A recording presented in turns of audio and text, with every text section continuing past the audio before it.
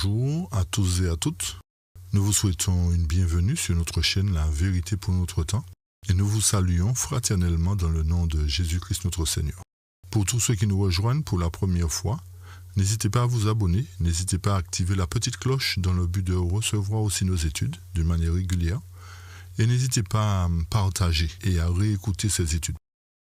Alors aujourd'hui, comme nous l'avions promis, nous poursuivrons notre cycle sur Ézéchiel, le chapitre 37. Ce chapitre renferme 2 volets, 2 études. Si nous avons le temps, nous essaierons de faire ces 2 études, mais bon, sinon, nous le ferons en 2 parties pour avoir le temps de présenter un maximum d'éléments. La première partie du chapitre d'Ézéchiel va nous amener, en fait, à considérer le fait que les morts et les vivants doivent constituer, en fait, toute la maison d'Israël. D'où le titre « Les morts et les vivants constituent toute la maison d'Israël ». Donc il est important pour nous de sonder, d'analyser la parole de Dieu pour bien comprendre ce qu'il a en réserve pour nous et quels sont, une fois de plus, ses projets pour tout un chacun. Mais avant tout, comme d'habitude, prenons la position pour la prière, pour invoquer la présence de notre Dieu. Père éternel, Dieu d'Abraham, d'Isaac et de Jacob, nous te bénissons, nous te glorifions, nous te louons, nous te remercions de nous pardonner de nos transgressions, de nos iniquités, de nous rendre semblables à toi. Donne-nous d'être comme des petits enfants devant toi, enseigne, que tu puisses bannir en nous l'orgueil, la propre suffisance, et que nous soyons humbles devant toi, et que cette parole que tu nous as donnée puisse toucher les cœurs. Fortifie chacun, bénis-nous tous et garde-nous, et que tu puisses aussi bénir cette chaîne YouTube, Seigneur, et que le travail se fasse comme tu nous le réclames. Au nom de Jésus, nous t'avons prié pour ta gloire. Amen. Amen. L'étude du chapitre 37 d'Ézéchiel concernant la résurrection de la maison d'Israël a pour but de montrer la grandeur du pouvoir de Dieu, à mettre en évidence la manifestation de sa puissance, en accomplissant la promesse qu'il avait faite à son peuple d'Israël. Et nous verrons qu'au cours de cette étude, l'Éternel va non seulement réveiller son peuple d'Israël type, mais qu'il va aussi joindre à cela une partie de l'Israël antitype qui s'est aussi couché dans la tombe. Donc, ces 2 résurrections montreront en quelque sorte comment Dieu a prévu de rassembler toute la maison d'Israël. Vous vous rendrez compte que ce chapitre d'Ézéchiel 37 n'est pas souvent utilisé ou encore très peu expliqué. Car il semble que ce chapitre pose problème à beaucoup de théologiens qui, ne croyant pas ou ne comprenant pas cette prophétie, ont eu une tendance à seulement spiritualiser ce contexte, à spiritualiser ces versets. Mais il semble que maintenant, la tendance est au changement, car un bon nombre de pasteurs, particulièrement des évangéliques, prônent le rétablissement d'Israël dans sa terre natale. Alors c'est pour dire que les yeux commencent à s'ouvrir et on commence à comprendre bien que on n'en parle pas véritablement d'Ézéchiel 37, comme on l'a dit. Alors, il se trouve que certains l'ont expliqué en disant que cela s'accomplira au retour de Jésus. Mais ce n'est pas tenu compte du contexte. Mais maintenant, en fait, nous pouvons nous poser la question. Dans quel but l'Éternel veut-il effectivement redonner vie à ces eaux desséchées? Dans quel but? Croyez-moi que si l'Éternel n'avait aucun but, chers amis, il n'aurait pas demandé à son prophète de prophétiser. Ou si encore, il voulait seulement que nous le considérions spirituellement, il n'aurait certainement pas donné tous ces détails-là. Vous nous suivez? Donc c'est pour vous dire, en général, toute prophétie doit pouvoir trouver son accomplissement. Le chapitre 37 étant une prophétie, nous allons le considérer comme tel. Pour cela, nous allons d'abord lire Habakkuk, chapitre 2, versets 2 et 3. L'Éternel m'a répondu et m'a dit, « Écris la vision et mets-la sur des tables afin que celui qui la lira puisse courir. Car la vision est encore pour un temps déterminé, mais à la fin elle parlera et ne mentira pas. Si elle tarde, attends-la, car elle viendra, elle ne tardera pas. » Qu'est-ce que la vision de Dieu pour nous, chers amis? La vision de Dieu se résume dans le fait qu'il doit rétablir son peuple, qu'il doit rassembler ses élus des quatre coins de la terre. En d'autres termes, il doit accomplir ses promesses. Par conséquent, sa vision, son projet, son plan est pour un temps déterminé, pas pour un temps indéterminé, pour un temps déterminé. Mais le texte nous confirme qu'à la fin, lorsque la vision de Dieu se réalisera, elle parlera, c'est-à-dire elle montrera que Dieu a accompli ce qu'il a dit. C'est pour cette raison que la suite nous dit « et ne mentira pas ». Donc, le texte nous dit là que la vision de Dieu, le projet de Dieu peut sembler tarder. Mais il nous dit de l'attendre. Ça voudrait dire quoi? Que nous devons veiller. Que nous devons veiller pour ne pas être surpris comme les vierges folles. Pour quelle raison? Car la vision viendra, le plan de Dieu s'accomplira, elle ne tardera pas. Donc, chers amis, à travers Ézéchiel, à travers Isaïe, à travers tous les prophètes, nous voyons que l'Éternel nous donne son projet, son plan, nous permet de comprendre sa vision. Par conséquent, lorsque nous touchons Ézéchiel 37, l'Éternel nous permet de comprendre une partie de la vision concernant la résurrection de son peuple d'Israël. Alors, c'est vrai que beaucoup de paroles dans la Bible peuvent nous sembler mystérieuses, peuvent nous sembler improbables. Mais nous savons que notre Dieu n'est pas un Dieu pour mentir. Et que ce qu'il a dit s'accomplira. Par conséquent, ceci nous amène à considérer aussi notre degré de foi en la parole de Dieu. Avons-nous réellement la foi pour croire que l'Éternel va mettre à exécution tout ce qu'il a dit dans sa parole? Va-t-il accomplir réellement les prophéties qu'il a adressées à ses serviteurs les prophètes? Ou devons-nous attendre simplement une réalisation spirituelle? Nous verrons que non, chers amis. La Bible ne se résume pas que dans le spirituel. Il y a des faits nets et précis qui doivent prendre place dans la suite des temps. Et c'est pour cette raison que notre foi doit être exercée maintenant à travers la parole de Dieu. Pour que lorsque les temps difficiles arriveront, que notre foi ne défaille point. Notre foi ne doit pas être centrée non plus sur une partie de la parole de Dieu et rejeter le reste. Et malheureusement, il est bien dommage que c'est effectivement ce qui se produit. Nous avons foi que Jésus reviendra sur les nuées des cieux, mais nous n'avons pas foi que l'Éternel peut provoquer un second exode. Nous n'avons pas foi que Dieu peut réunir les 12 tribus qui sont jusqu'à aujourd'hui dispersées à travers le monde. Alors, en définitive, ceci nous montre que nous n'avons pas la foi. Donc, la foi est pour ceux qui croient, chers amis. La foi est pour ceux qui croient. Ceux qui croient que le projet de Dieu, à travers tout ce qu'il a donné à ses serviteurs les prophètes, doit trouver son accomplissement. Donc, Habakkuk nous dit que la vision doit s'accomplir. Elle ne mentira pas, chers amis. Quelle est cette vision? Quelle est cette partie de la vision qui doit s'accomplir? Vous avez déjà connaissance de plusieurs points que l'Éternel doit mettre en évidence, doit accomplir dans la suite des temps. Donc nous ajoutons cette pièce du puzzle. C'est vrai que nous l'avions déjà touché dans le passé, mais nous allons apporter plus de détails encore pour que nous puissions bien comprendre, pour que vous puissiez bien comprendre le plan, le projet de l'Éternel et montrer en quelque sorte à son peuple qu'il est Dieu et qu'il a le pouvoir créateur et recréateur. Ok? Alors lisons maintenant Ézéchiel chapitre 37 et comprenons le plan de Dieu pour la maison d'Israël. Ceci sous-entend, chers amis, qu'avant que Jésus ne revienne, écoutez-nous bien, avant que Jésus ne revienne, toute la maison d'Israël doit être réunie.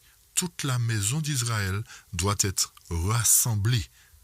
nous allons certainement le comprendre encore dans la deuxième partie d'Ézéchiel 37. C'est pour cette raison que nous vous invitons à suivre les deux parties et de suivre toutes nos études d'une manière générale. Parce que vous vous êtes certainement rendu compte, pour ceux qui nous suivent régulièrement, que petit à petit, il est plus facile pour vous de mettre en place ce grand puzzle qui est la prophétie biblique, ainsi que la justification par la foi. Il est plus facile pour vous de croire et de ne pas mettre en doute la parole créatrice de Dieu. Alors, comme nous le disions, lisons ensemble Ézéchiel 37 à partir du verset 1 et suivant. Le texte nous dit « La main de l'Éternel fut sur moi, et l'Éternel me transporta en esprit et me déposa dans le milieu de la vallée remplie d'ossements. Il me fit passer auprès d'eux, tout autour, et voici, ils étaient fort nombreux. À la surface de la vallée, ils étaient complètement secs. » Verset 3, il me dit, « Fils de l'homme, ces eaux pourront-ils revivre ?»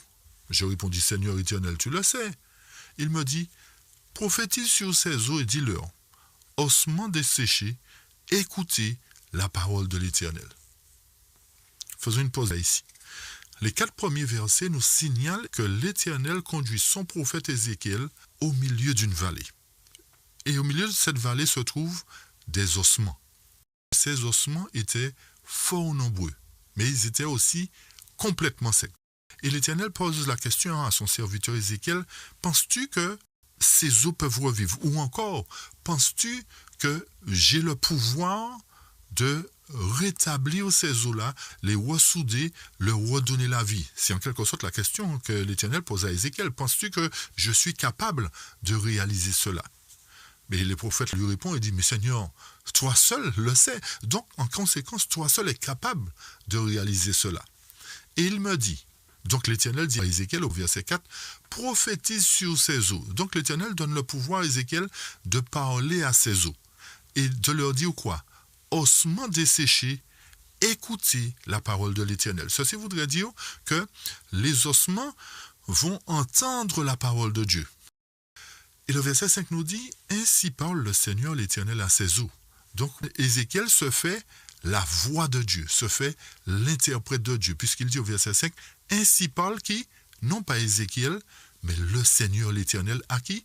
À ses eaux. Voici, je vais faire entrer en vous un esprit et vous vivrez. » L'Éternel nous fait comprendre ici, chers amis, que cet esprit est l'esprit de vie, l'esprit qui redonne la vie à tout un chacun. C'est pour cette raison qu'au départ, nous avons dit que ce sujet a 2 connotations. Une connotation spirituelle et aussi une connotation réelle, bien physique. Effectivement, l'Éternel est capable de rétablir toute âme qui est morte spirituellement. Il est capable de rétablir.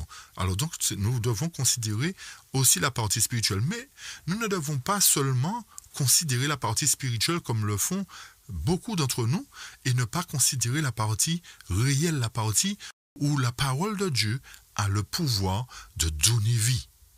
Donc le verset 5 nous dit, « Je vais faire entrer un esprit en vous et vous vivrez. » Par conséquent, l'Éternel seul est capable de donner la vie, chers amis.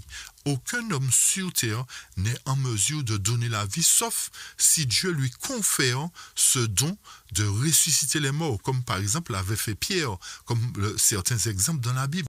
Vous voyez qu'en contrepartie, aujourd'hui, les humains veulent pousser le bouchon tellement loin en conservant certains grands hommes de ce monde dans le but qu'un jour, ils puissent trouver la solution pour redonner la vie. Mais nous savons que la solution, c'est en Jésus-Christ.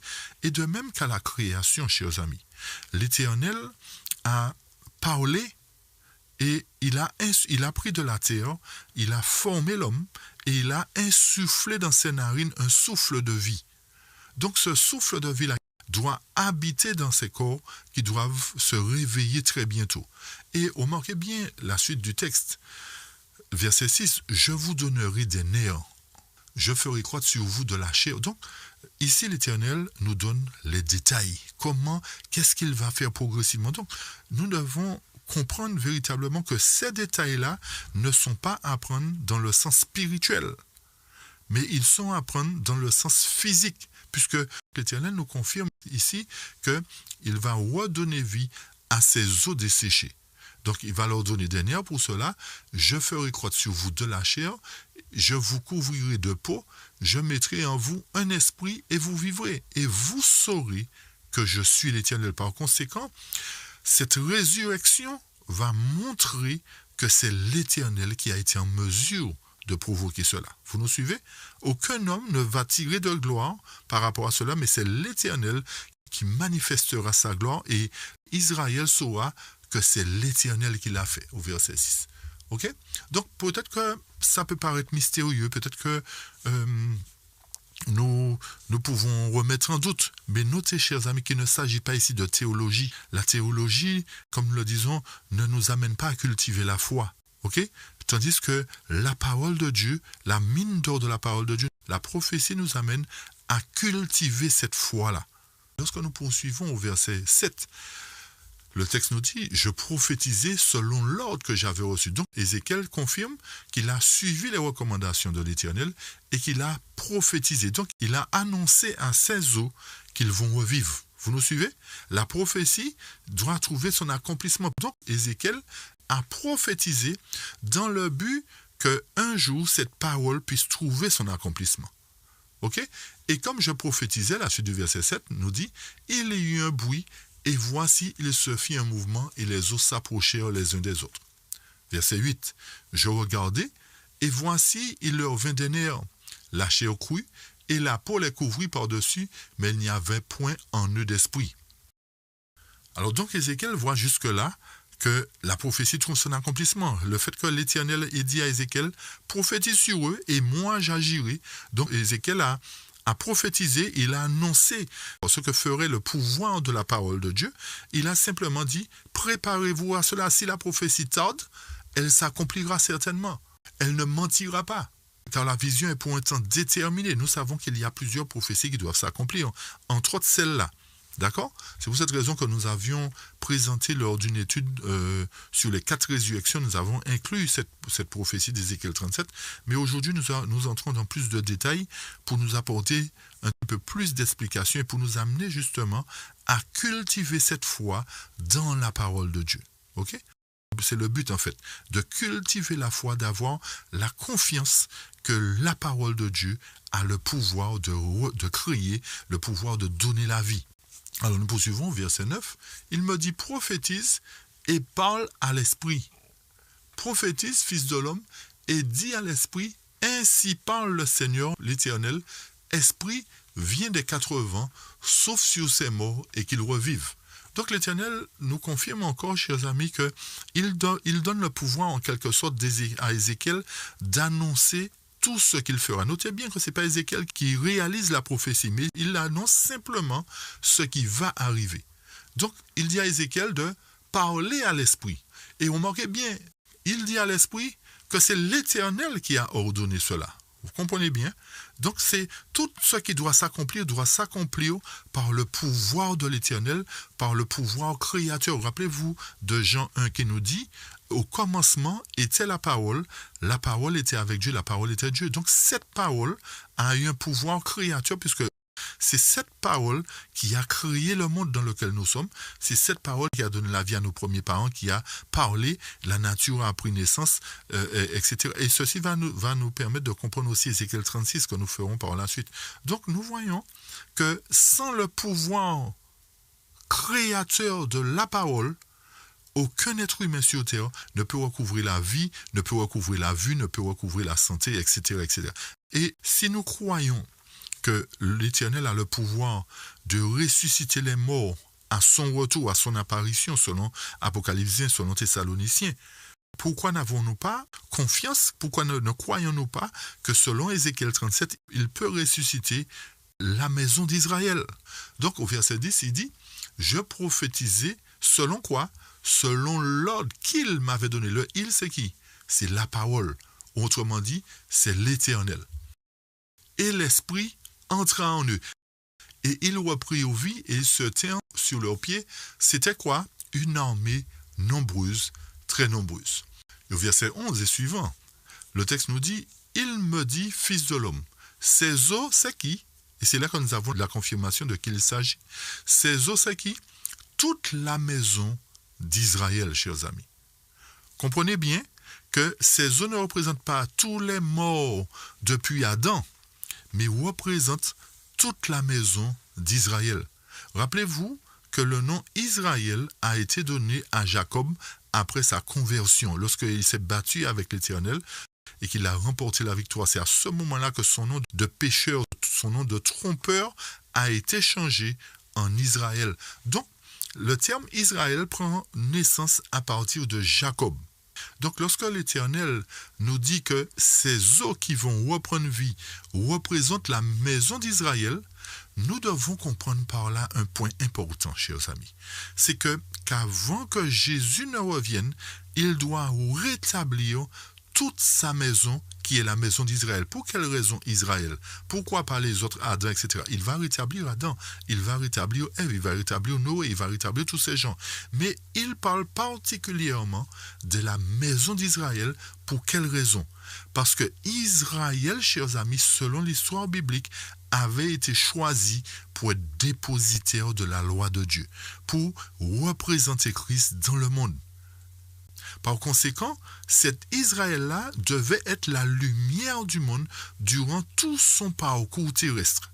Malheureusement, il y a eu des événements qui se sont produits qui fait que Israël, dans le type, n'a pas pu accomplir cette prophétie. Ok? Ça, c'est un fait. Mais notez le point le plus important. Et nous allons vous demander une fois de plus, chers amis, d'ouvrir le parachute de votre intelligence pour bien comprendre ce point très important. Remontons un peu dans l'histoire, dans Genèse 28 premièrement. Avant même que Jacob ne fût appelé Israël. Rappelez-vous, au verset 15, ce que le texte nous disait. Genèse 28, verset 15. « Voici, je suis avec toi, je te garderai partout où tu iras. » Et écoutez bien, chers amis. « Et je te ramènerai dans ce pays, car je ne t'abandonnerai point, que je n'ai exécuté ce que je te dis. » Ici, l'Éternel nous signale qu'il a fait une promesse à Jacob bien avant qu'il soit appelé Israël, bien avant qu'il ait des enfants. Il a fait cette promesse à Jacob de le ramener dans ce pays. C'est-à-dire quel pays? Canaan. Et l'Éternel confirme à Jacob qu'il exécutera ce qu'il a dit. Autrement, l'Éternel dit que ma promesse va trouver son accomplissement. Et qu'est-ce qui nous permet de dire cela encore, chers amis? Lorsque nous allons dans Nombre 23, Nombre 23 nous dit « Dieu n'est point un homme pour mentir, ni fils d'un homme pour se repentir. Ce qu'il a dit, ne le fera-t-il pas? Ce qu'il a déclaré, ne l'exécutera-t-il pas? » Encore une fois, lorsque l'Éternel fait une promesse, il tient à sa parole. Et il a fait la promesse à Jacob de le ramener dans son pays. Souvent, nous faisons des promesses que nous ne tenons pas. Mais l'Éternel, qui est Dieu, nous montre que la promesse qu'il avait faite à Abraham, qu'il avait faite à Isaac, qu'il avait faite à Jacob, va se réaliser parce qu'il n'est pas un homme pour mentir. Et encore, allons maintenant dans Genèse chapitre 35. Genèse chapitre 35, versets 10 à 12. Que nous dit le texte? Dieu lui dit, là nous avançons un peu plus dans le temps, au moment où Jacob revenait vers son frère Ésaü. Ça c'est à ce moment-là qu'il a été appelé Israël. Alors lisons attentivement et comprenons bien. Dieu lui dit, ton nom est Jacob. Tu ne seras plus appelé Jacob, mais ton nom sera Israël, et il lui donna le nom d'Israël. Ok? J'espère que tout cela est clair. Poursuivons. Écoutez encore la promesse. C'est là que c'est très important pour nous de comprendre, chers amis, que les promesses de l'Ancien Testament doivent trouver leur accomplissement. Et c'est une partie de cette promesse que nous trouvons dans Ézéchiel 37. Écoutez bien verset 12. je te donnerai le pays que j'ai donné à Abraham et à Isaac, et je donnerai ce pays à ta postérité après toi. N'est-ce pas une promesse, chers amis? L'Éternel est-il un homme pour mentir? Non, il a dit que sa parole s'exécutera. On avance encore. On va cette fois-ci dans Genèse 50, chers amis. Genèse 50. À travers le chapitre 50, nous savons que il régnait la famine sur la surface de la terre, et en Égypte il y avait du grain. Donc Joseph a été en quelque sorte le sauveur du monde, entre guillemets, pour pouvoir permettre à sa famille de perdurer, de vivre, puisque la promesse devait s'accomplir pour que Israël puisse peupler la terre. Donc, au verset 24 du chapitre 50, Joseph dit à ses frères, « Je vais mourir, mais Dieu vous visitera. » Et écoutez bien, chers amis, attentivement, écoutez bien, analysez bien la parole de Dieu. « Et il vous fera remonter de ce pays-ci, c'est-à-dire de l'Égypte, dans le pays qu'il a juré de donner à Abraham, à Isaac et à Jacob. » Encore une fois, la promesse. Mais l'Éternel va accomplir sa promesse, puisque sa parole ne ment pas. Il n'est pas un homme pour mentir. Et écoutez bien encore. Écoutez, chers amis. Joseph fit jurer les fils d'Israël, c'est-à-dire ses frères, en disant, Dieu vous visitera. Vous vous rappelez de l'alliance? Vous vous rappelez d'Habakkuk? Si la promesse tarde, elle arrivera certainement. Dieu vous visitera. Et vous ferez quoi, chers amis? Écoutez bien, analysez bien.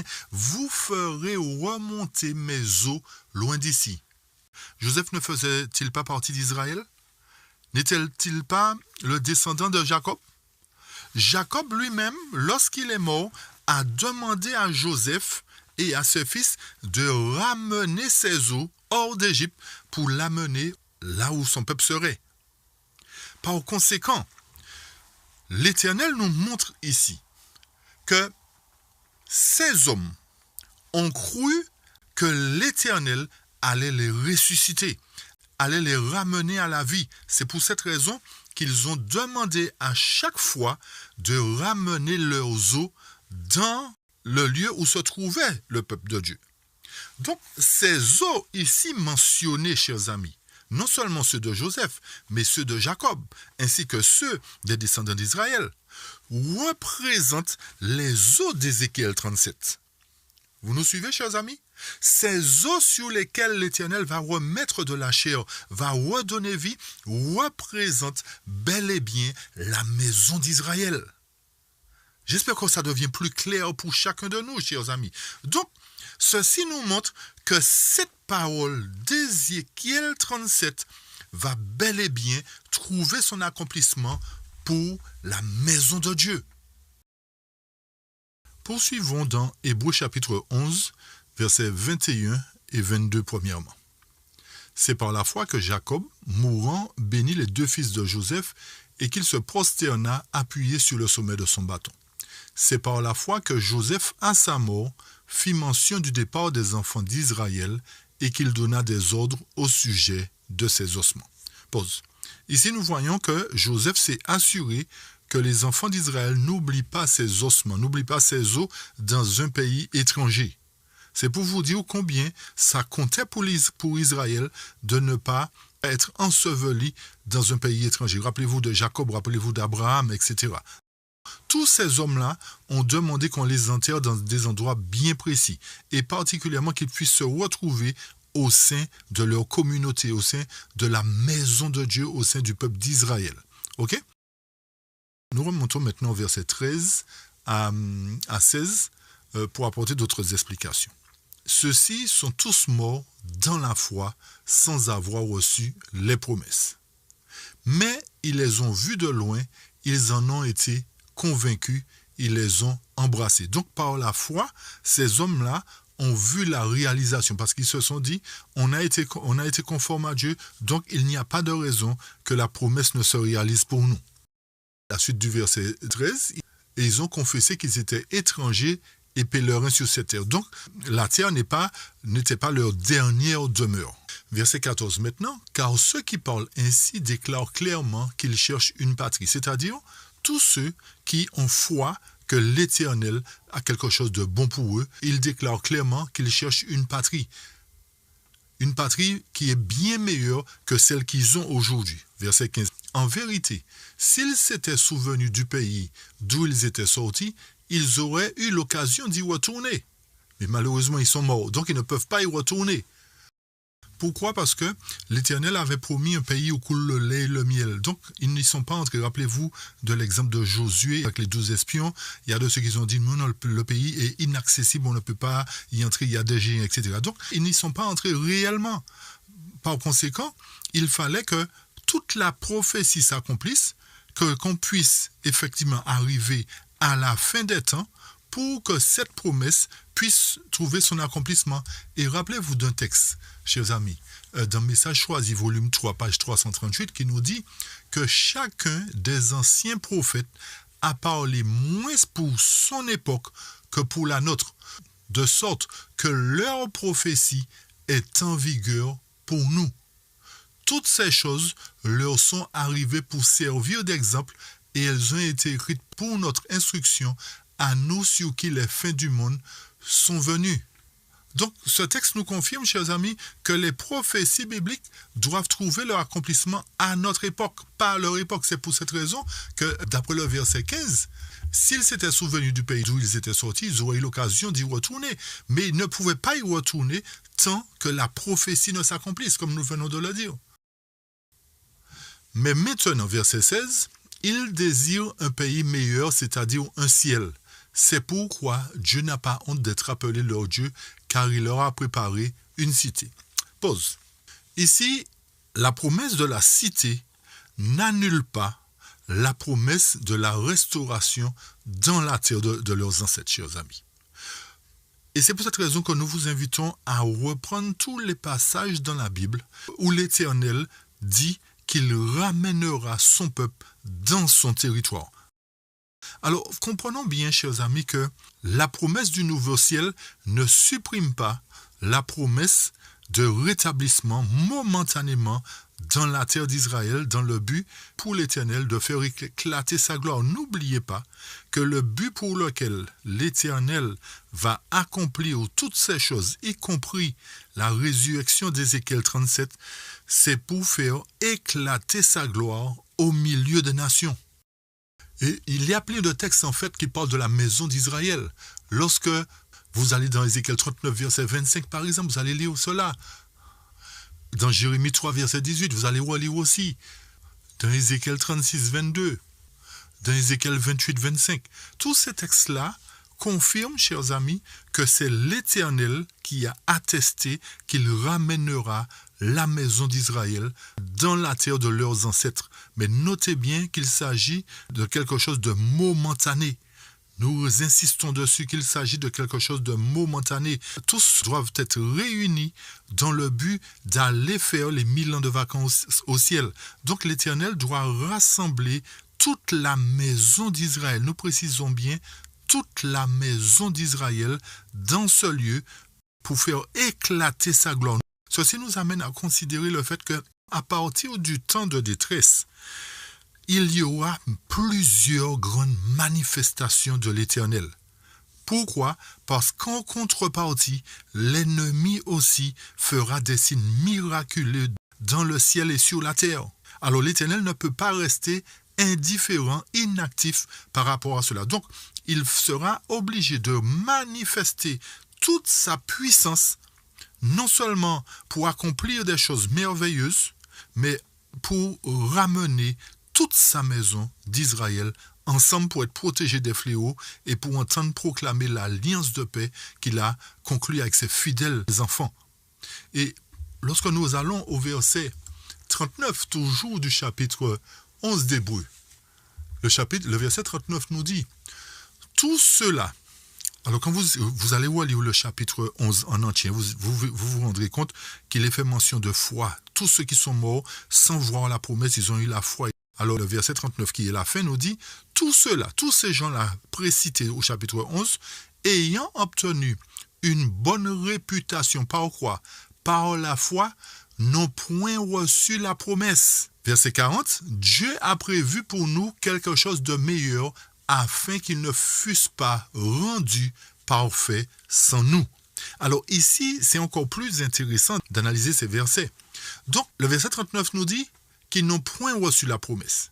Et les versets que nous avons cités, Ézéchiel 36, etc., Ézéchiel 28, et tous ces versets que nous avons cités tout à l'heure, il y a d'autres aussi, que vous allez consulter, bien entendu, confirment que Dieu, malgré le fait que dans Hébreux, Paul nous dit que Dieu a préparé quelque chose de meilleur pour nous, l'Éternel dit, avant que tous puissent bénéficier de ce ciel-là, qui est meilleur pour nous, il doit rassembler son peuple. Peut-être que nous reprenons sous une autre forme, mais c'est pour que vous puissiez bien comprendre que la parole de Dieu ne se contredit pas, chers amis.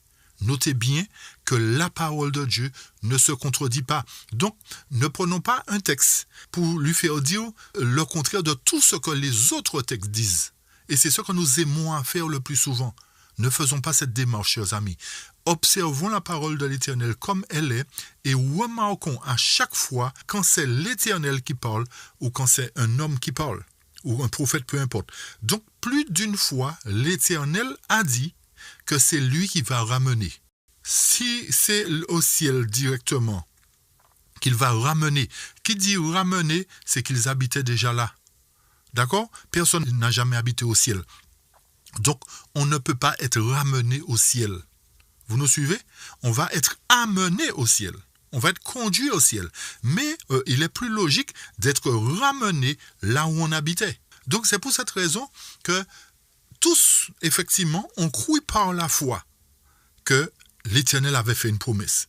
Donc, l'Éternel va accomplir sa promesse dans les derniers temps. Et c'est là des vérités qui nous ont été cachées. Qui nous ont été cachées pour nous focaliser sur un seul point et nous empêcher d'avoir la foi en ces promesses-là, chers amis. J'espère que jusqu'à ici, là, vous avez compris, en fait, que c'est l'Éternel qui a parlé. Et ce qui est important à comprendre et analyser dans ce chapitre 37 d'Ézéchiel, ou encore la question que nous devons nous poser, y a-t-il des symboles à déchiffrer dans ce chapitre? Lorsque l'Éternel veut nous signaler un point, un fait précis, lorsqu'il nous parle en parabole, il utilise des symboles, des allégories, etc. D'accord?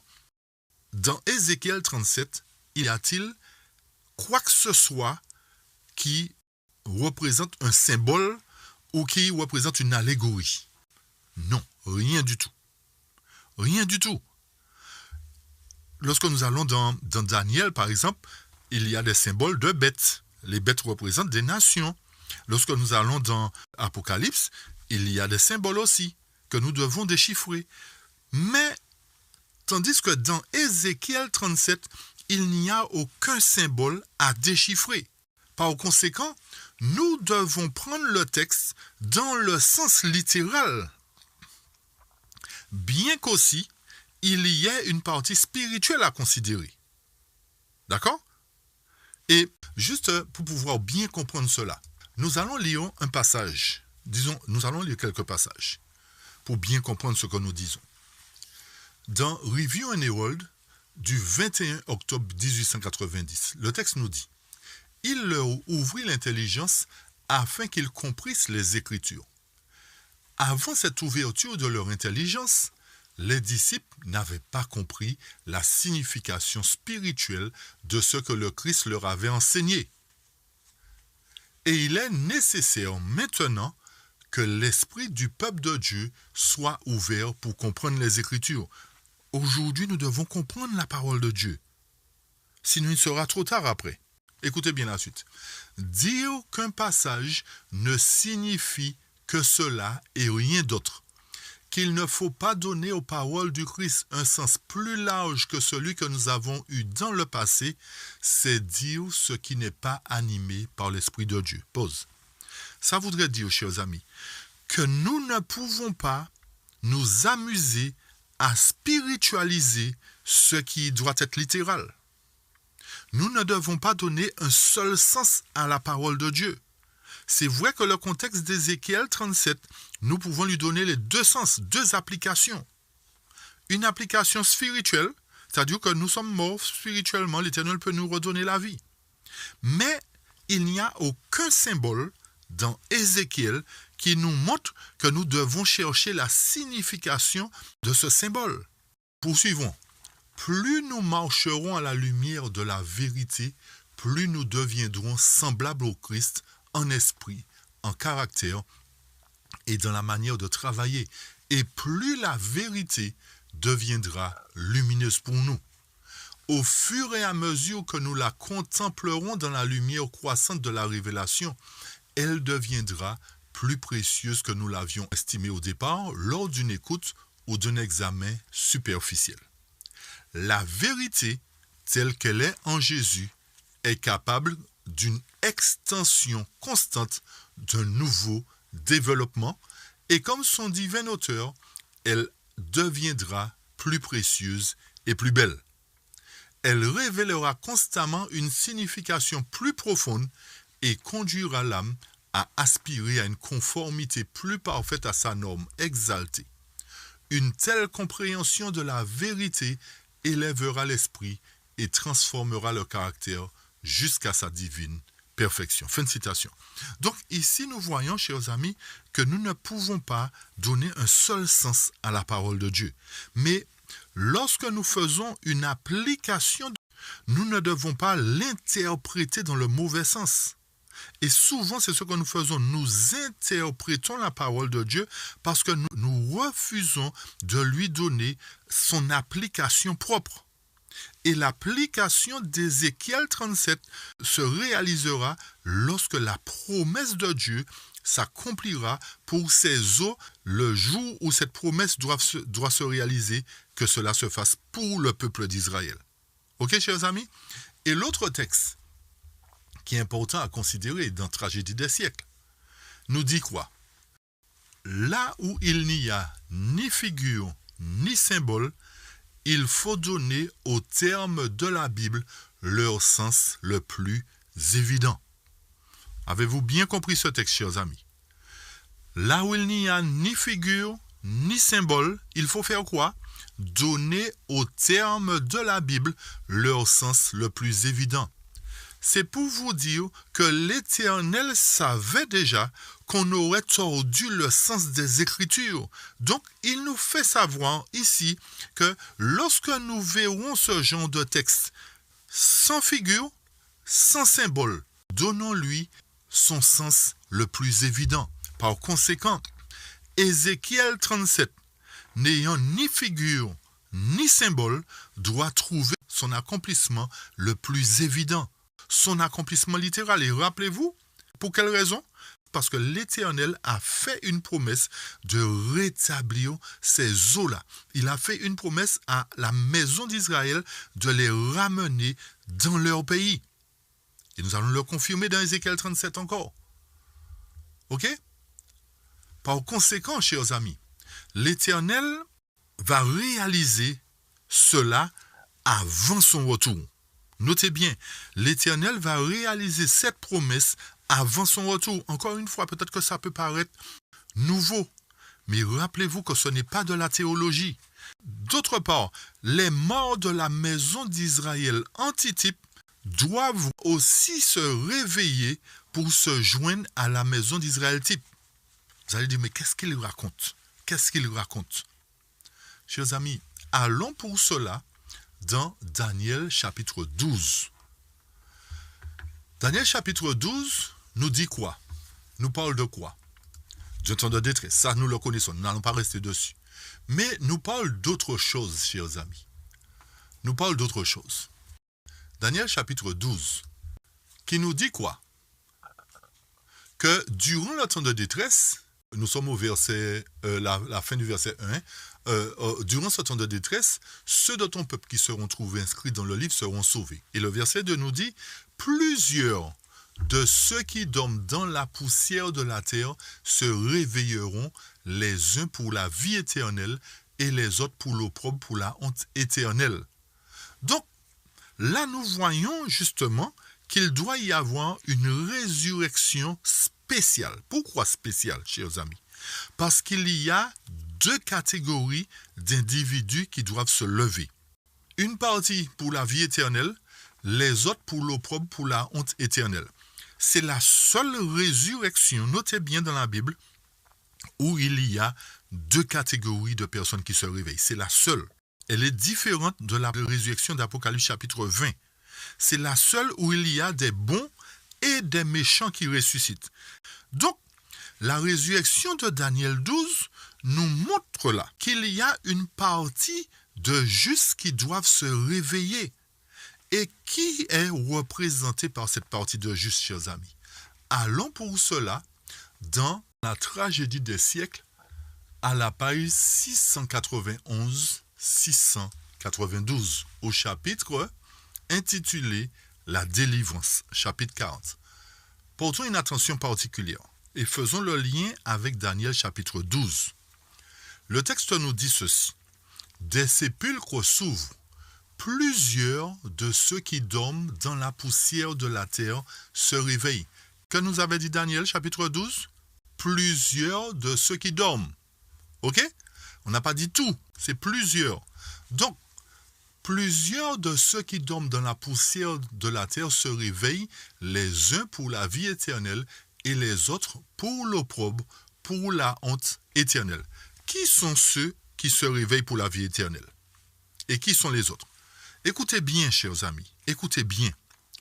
Tous ceux qui sont morts dans la foi au message du troisième ange sortent glorifiés de leur tombeau pour entendre proclamer l'alliance de paix conclue avec les fidèles observateurs de la loi de Dieu. Point. Pause. L'esprit de prophétie en relation avec Daniel 12 nous fait savoir qui sont ceux qui se réveillent pour la vie éternelle. Ils sont représentés par ceux qui sont morts dans la foi au message du troisième ange. Autrement dit, ils sont représentés par ceux qui font partie de la dernière église représentée dans Apocalypse chapitre 2 et 3. Rappelez-vous l'histoire de cette église. La dernière église, c'est elle. Que nous soyons fâchés ou pas, chers amis, peu importe. Là, aujourd'hui, la vérité doit être proclamée. Peu importe ceux qui vont ergoter après, ce n'est pas un problème. Parce que la vérité doit éclater aujourd'hui.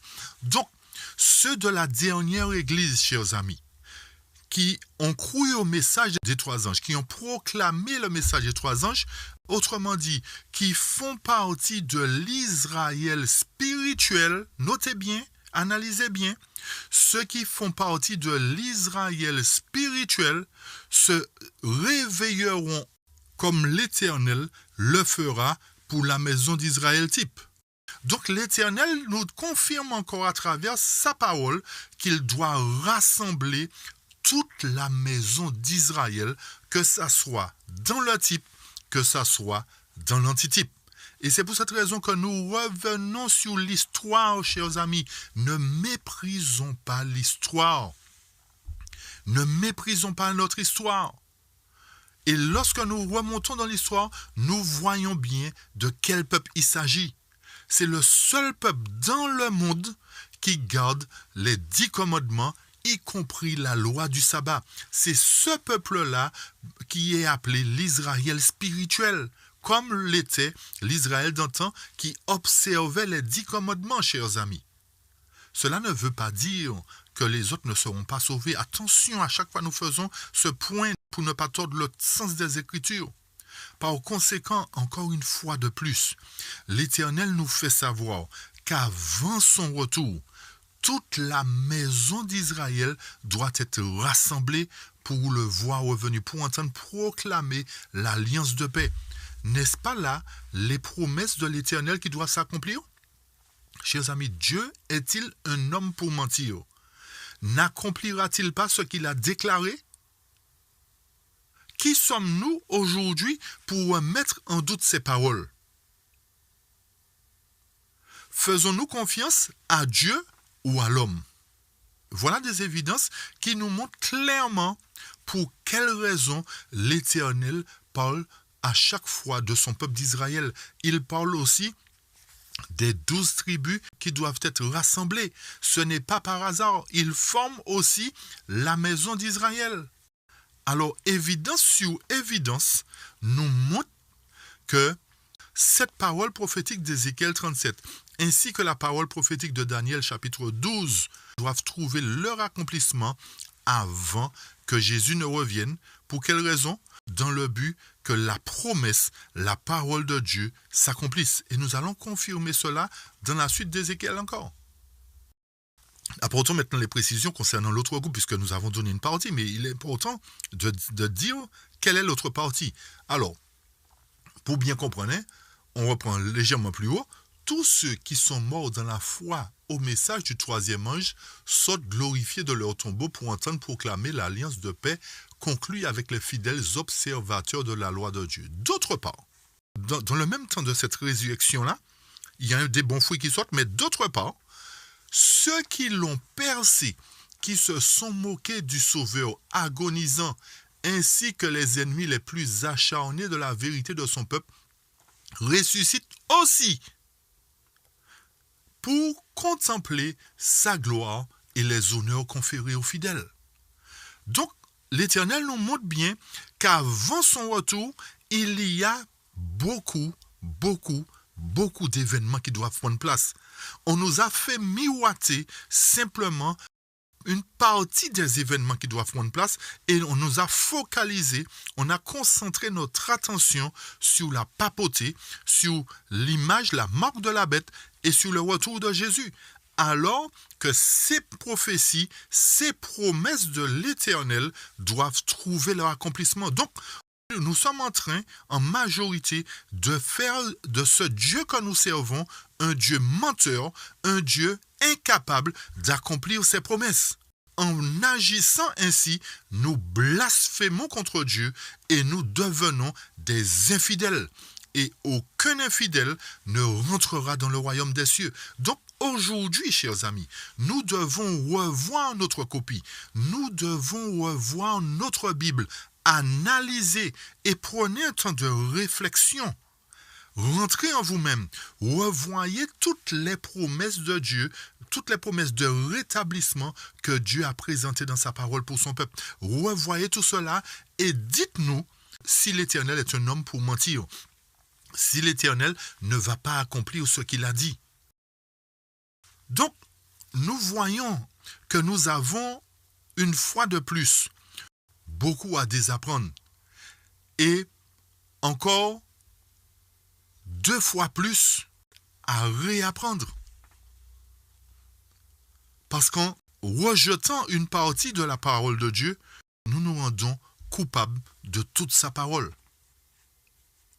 Et encore pour confirmer ce que nous disons, rappelez-vous d'Apocalypse chapitre 1, verset 7, qui nous dit « Voici, il vient avec les nuées, et tout œil le verra, même ceux qui l'ont percé. » Alors, si ceux qui l'ont percé doivent le voir venir, ça voudrait dire que ces gens-là ont vécu à l'époque où ils ont percé Jésus.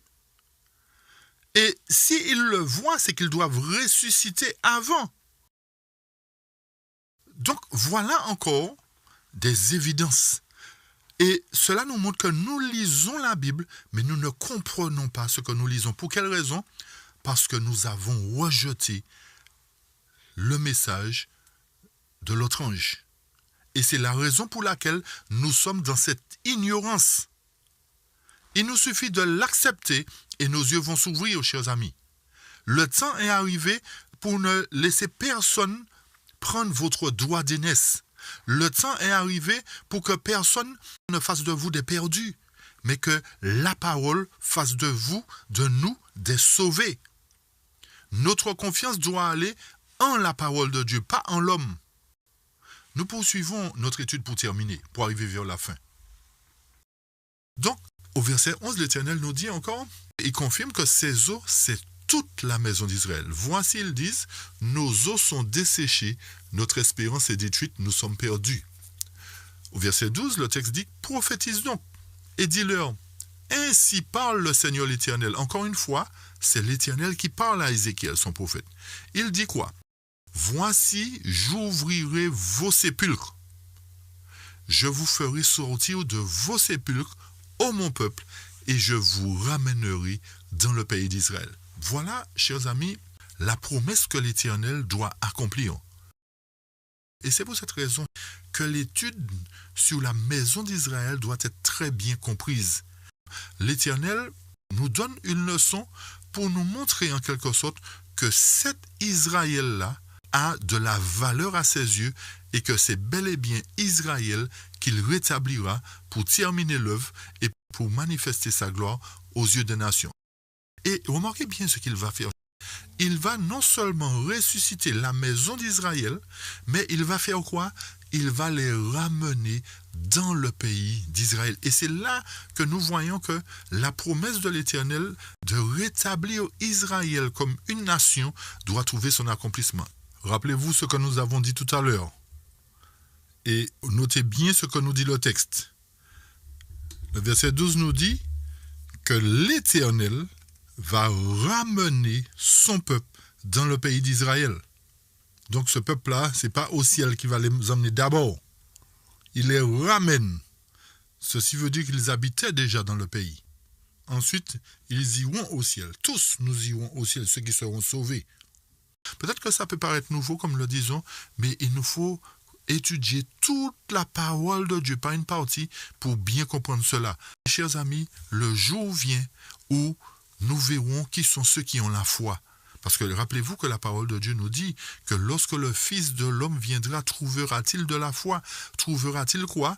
Ceux qui ont confiance en sa parole, ceux qui croient que sa parole a le pouvoir créateur. Et c'est pour cette raison que nous vous invitons à lire le livre de Johnny Wagoner qui nous parle de la foi. Nous vous invitons à lire ce livre-là pour vraiment connaître ce qu'est la foi. C'est le livre qui s'appelle La foi vivante. Et si vous ne l'avez pas en PDF aussi, nous pouvons vous le donner.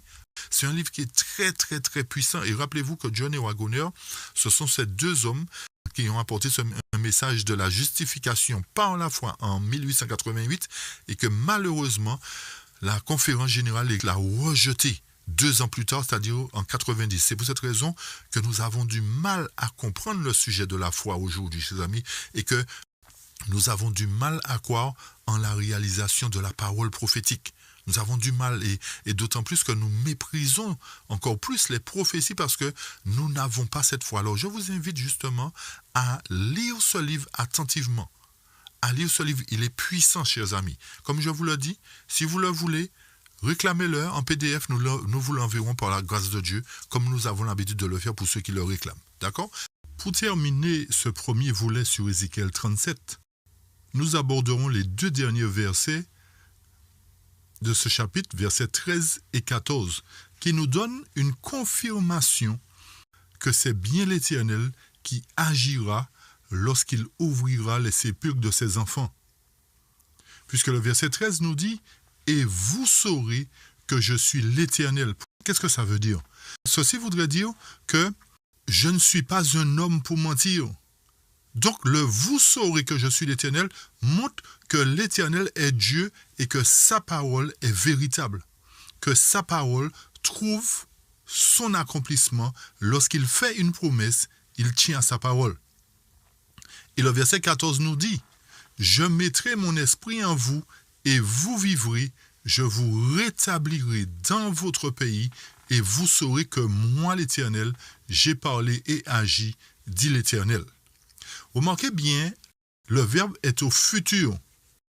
Je vous rétablirai. Le texte ne nous dit pas que je vous établirai, mais je vous rétablirai. Ça voudrait dire qu'ils étaient déjà là en quelque sorte. Puisque, rappelez-vous que les os de Joseph ont été conduits là. Les os de Jacob ont été conduits là. D'accord? Donc l'Éternel dit, je vous rétablirai dans votre pays. C'est-à-dire le pays qu'il avait donné à nos pères. Et encore une fois, ce peuple-là, le peuple d'Israël, les enfants de Dieu, sauront que l'Éternel a parlé et il a agi. Par conséquent, ces 2 derniers versets nous confirment bel et bien qu'il doit y avoir une résurrection des enfants de Dieu, particulièrement de la nation d'Israël, qui était fidèle à l'Éternel. Et rappelez-vous que l'Éternel fait tout cela pour réunir toute sa maison d'Israël. Rappelez-vous du verset 11 particulièrement. Il me dit, fils de l'homme, ces eaux, c'est toute la maison d'Israël. Donc l'Éternel va accomplir ses desseins, chers amis. L'important pour nous, c'est d'avoir la foi pour croire que toutes ces promesses se réaliseront. Alors, plaise à Dieu que ne soyons pas de ceux qui doutent, de ceux qui remettent en question la parole de Dieu, qui remettent en question les promesses de l'Éternel. Mais soyons de ceux qui croient que non seulement l'Éternel ressuscitera son peuple de leur tombeau, mais qu'il les conduira aussi au pays d'Israël, comme il a fait la promesse pour la dernière génération à travers le second exode de les conduire au pays d'Israël, particulièrement sur le mont Sion.